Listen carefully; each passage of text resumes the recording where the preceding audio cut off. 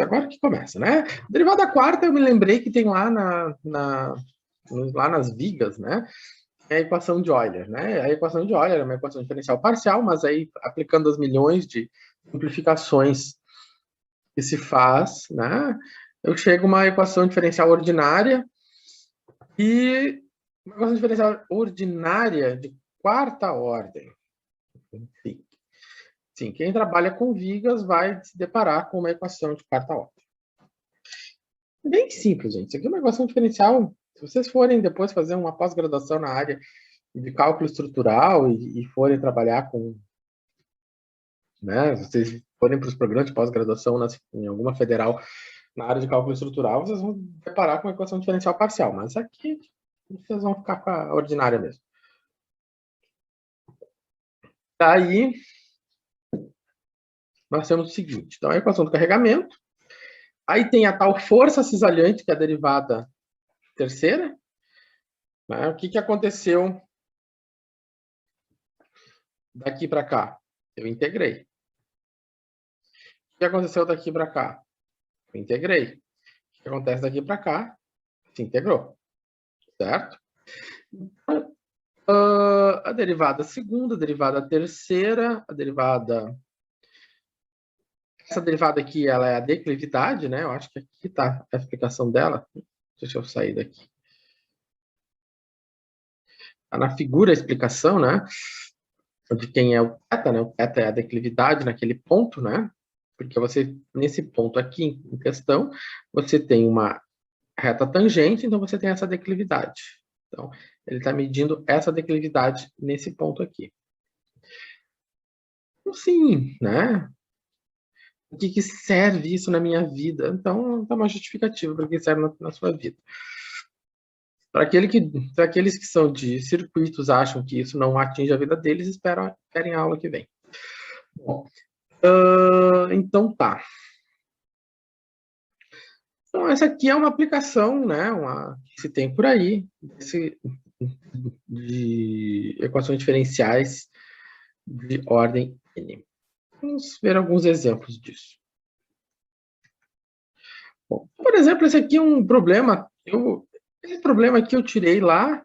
Da onde que eu tirei esse problema? Esse é um problema que eu dou lá em cálculo numérico, né? Lá no final da disciplina, em cálculo numérico, a gente faz algumas equações diferenciais, dou alguns métodos para resolver isso, e eu dou essa equação diferencial para ser resolvida. E aí... Professor, fala. Cálculo numérico seria a matéria na sequência dessa que nós estamos estudando agora, correto? Preferencialmente. Preferencialmente.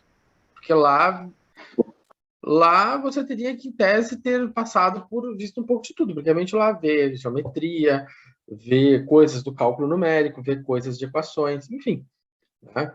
Lá tem as coisas do cálculo numérico. Eu não fiz.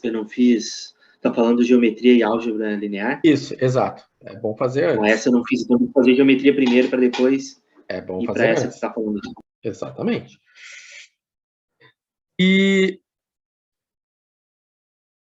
então, lá no cálculo numérico, eu dou isso aqui para resolver com os problemas, com os métodos do cálculo numérico. Não é o nosso problema, não é o nosso foco aqui. Aqui o nosso foco é outro.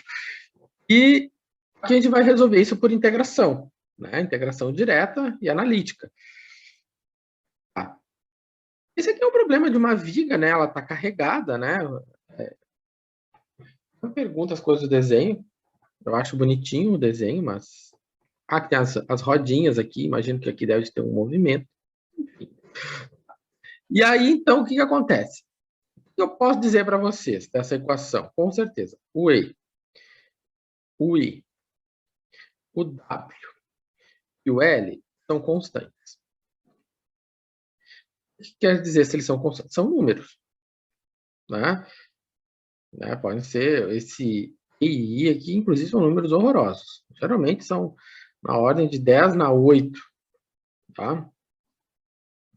Então, o que é variável? É o x e o y, né? Porque nós estamos querendo modelar uma tal curva elástica. Essa curva elástica, para cada x eu tenho um y, né? Ou seja, para cada x ele tem um y. Bom, lá nas disciplinas estruturais, vocês vão saber para que ela serve. Então, para cada x, eu tenho um y. Então, aqui eu tenho um x, eu tenho um y. Ok. O W é o carregamento, que imagino que é a força distribuída na área, mas isso é um outro assunto. Posso estar falando bobagem. Aqui. E a questão é, como nós vamos, então, obter a curva elástica desse problema? Outra coisa, a partir desse problema aqui, nós podemos, a partir desta figura, nós podemos tirar condições, né? As condições iniciais, ou condições de contorno. Vou ver aqui. Né? Existe uma diferença entre condições iniciais e condições de contorno. Né? Uma condição inicial, como diz, são as condições do problema quando começa a simulação. Condição de contorno é o que acontece nos contornos do meu domínio. Então, meu domínio x, que começa em 0, né? O meu x começa em 0 e termina em L. Então, o meu y em 0 é uma coisa. O meu y em L é outra coisa. Então, o meu o y é dado por essa pseudo-parábola aqui. Eu digo pseudo porque eu não sei se é uma parábola. Não vai ser uma parábola, porque aqui está x na segunda, né? O que acontece? Quando o x é 0, o meu y também é 0. Quando o meu x for L, o meu y também é 0. Então, é isso que o meu gráfico está mostrando para mim. Mas nós vamos falar disso daqui a pouco. Vamos... eu botei isso aqui. Certo? Então, são essas condições. Quando x é 0, quando x é 0, quando x é L. Nas duas condições, a minha curva elástica, né, o y da elástica é 0. Então, aqui também é a equação diferencial. Vamos botar a mão nela. Então, primeiramente, eu vou dividir tudo por EI, né? Para deixar bem isoladinho o meu dy dx. Então, meu y duas linhas. É sempre importante isolar, certo? Então, se ele está multiplicando, ele passa dividindo. Então, vai ficar 2EI e 2EI aqui. Tá? Agora, eu baixar a ordem, sair da derivada segunda para a derivada primeira, eu tenho que integrar. Bom, se eu vou integrar tudo aquilo ali. Então, na hora de integrar, o que acontece? Vamos botar aqui, a primeira integral é WL 2EI vezes x, dx, menos W, integral de 2W, 2EI, x ao quadrado dx. Bom, isso aqui é constante. Se isso aqui é constante, isso aqui não conta na hora de integrar, ou seja, isso sai para fora. WL sobre 2EI. X dx. Menos W sobre 2EI da integral de x ao quadrado dx. Certo? Aí o que nós vamos ter agora? WL sobre 2EI vezes x ao quadrado sobre 2 menos WL sobre 2EI vezes x na terceira sobre 3. Mais uma linda constante de integração. Certo? Então, assim que nós vamos tratar desse tipo de problema. Né? O nosso W, L e I são constantes, eles são números. Como se fosse um terço ou um meio. Isso, como se fosse um número, eles estão ali. E eles, a integrando, que está variando, é a constante. Eu chamei de C1, tá? Ou seja, é a minha primeira constante de integração. Agora nós vamos pegar e vamos dar uma ajeitada nisso aqui. Isso aqui tem que dar uma ajeitada, né? Por que tem que dar uma ajeitada? Porque eu tenho x sobre 2 vezes esse 2 aqui. O que vai acontecer? Vai ficar WL em cima e embaixo vai ficar 4. Por que esse 4, professor? Porque eu tenho 2 vezes 2 aqui, né? Ou seja, 2 vezes 2 vai me dar esse 4. Da mesma maneira, aqui vai me dar 6, porque eu vou ter 2 vezes 3 dá 6. Então tá. Bom, mas nós temos que integrar mais uma vez. Né? Aí a constante de integração C1. A constante de integração C1, nós não temos como determinar ela. Por que nós não temos como determinar a constante de integração C1? Porque nós temos duas condições, as duas condições não estão relacionadas à derivada. Ou seja, as duas condições são para o y, não para o y'. Então, aqui nós temos que tomar cuidado. As duas condições são para y, não para y'. Não foi dada uma condição para y'. Então, nós vamos ter que continuar integrando com a condição de integração, a nossa constante de integração C1. Se eu for integrar de novo isso aqui tudo, né, o que vai acontecer? Eu vou ficar com a integral de WL sobre 4i vezes x ao quadrado dx, menos a integral de W6i x ao cubo dx, mais esse C1, ele é constante, vezes dx.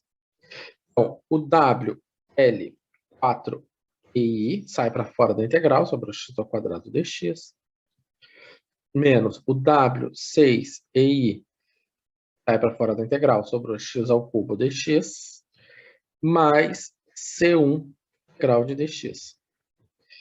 Certo? Então, sobrou WL4i x na 3 sobre 3, menos W6i x na 4 sobre 4, mais C1 vezes x, mais uma segunda constante de integração. Repara, né? A gente deixou as constantes para fora e integrou o x, né? Porque nós estamos integrando em x. E temos duas constantes de integração, porque agora nós temos uma outra integral e temos uma outra constante de integração. Aqui, né? Beleza. Bom.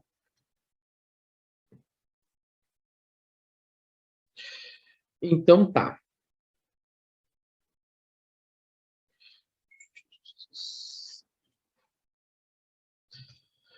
Então, o que acontece? Eu tenho 4 vezes 3, 12. Né? 4 vezes 3 deu esse 12 aqui. O 6 vezes 4 deu esse 24. Né? Aí, então, nós temos esse problema aqui. Resolvido, temos, então, a nossa solução. Essa aqui é a solução. Que é a solução geral. Por que ela é geral? Porque eu não sei quem são as constantes de integração. Essas constantes aqui são geradas pela integração e elas vão depender das condições de contorno, como a gente chama, né?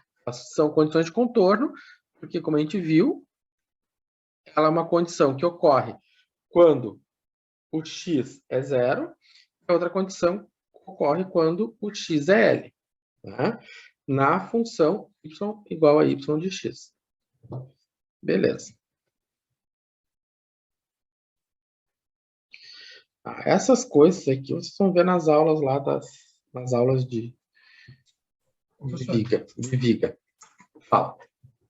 Tu fala ali do L, o L seria a largura total. O L é o comprimento da viga. O comprimento, então, no caso ali, quando o L é zero, caso x zero, e aí o comprimento, o x tende ao comprimento dele, então. É que eu não estava entendendo antes o que significava o L. O L é o comprimento da viga. Vou botar lá no desenho. O L é a viga, sei lá, a viga de 1 metro. Né? Tipo, o L e o x, então, são a mesma coisa? Não. O L é o x total. Ó, o L...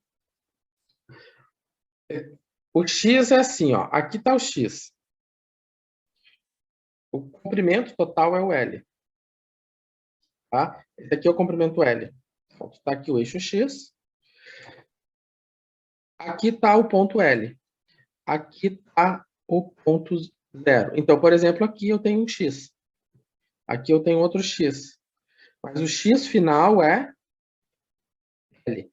Então, esse comprimento aqui, essa distância da origem até o ponto L é L. O L é o tamanho da viga. Tudo que está entre o começo da viga e o fim da viga é X. Entendeu? O L seriam os pontos de apoio, então. Isso, é onde está o ponto de apoio, o comprimento da viga. 1 metro daqui até, sei lá, até... Enfim. Sim, não, é que o X passa por isso, né? Então o X vai ter um valor maior do que L, algumas vezes, ou não? Não. O X é um valor menor do que L, menor igual, né? Ele nunca vai ser maior. Né? Sim, por isso que eu estava achando que o X acaba tendo o valor máximo do X, é o valor máximo do comprimento, da largura dele. O maior valor do X é o L, porque ele começou aqui, terminou aqui. Então, o meu X, ele pode estar aqui, pode estar aqui, aqui, até aqui. Aqui é o meu máximo X. Tá, entendi. Tá? É como se fosse de 0 a 3. Né? 3 aqui. Sim, o L não vai variar, o L tem aquele tamanho, o X vai variar. Isso, o X vai variar. Fazer cálculo de carga. Isso, exatamente. O X vai variar em qualquer um desses pontos aqui. Agora sim. Tá? Isso aí. Beleza. Bom.